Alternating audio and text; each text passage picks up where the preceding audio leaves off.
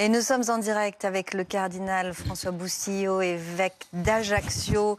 Bonjour, monsieur le cardinal, merci d'être en direct avec nous. On imagine votre joie avec cette confirmation du Vatican et la présence du pape François en Corse le 15 décembre prochain.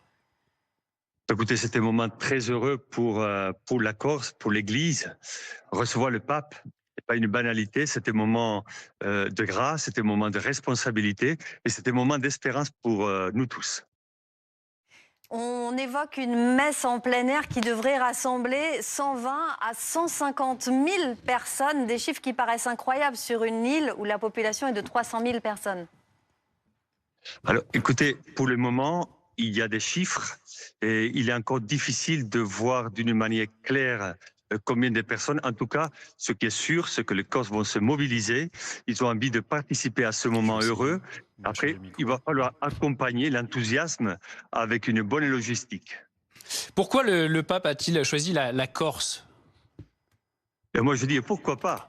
Vous savez, tous les évêques du monde proposent au pape de visiter leur Emmanuel diocèse, Macron leur au téléphone. territoire, Macron pour était très présenter, agacé pour que connaître un peu la réalité. il ait posé la Le question. pape, il aime beaucoup les traditions populaires et la piété populaire. Et en Corse, vous le savez, il y a beaucoup de traditions populaires, donc il est content de voir, de découvrir comment nous vivons, ce que nous faisons, nos traditions populaires. Et en plus, d'un point de vue culturel, on n'est pas loin de Rome, on est à côté. Donc la visite sera un peu à l'italienne, un aller-retour en tant que pèlerin pour découvrir notre réalité.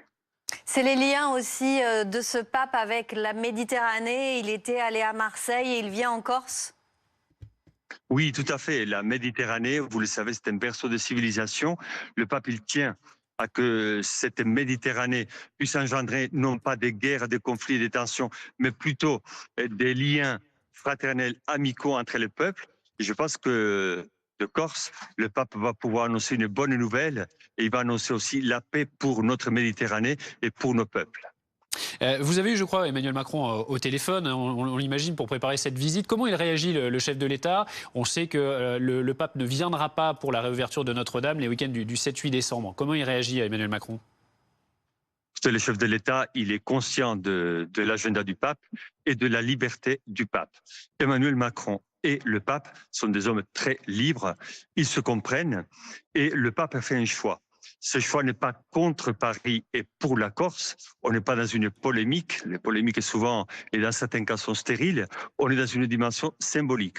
On va avoir la joie d'avoir euh, l'ouverture de la cathédrale de Paris. C'est une bénédiction pour Paris et pour la France.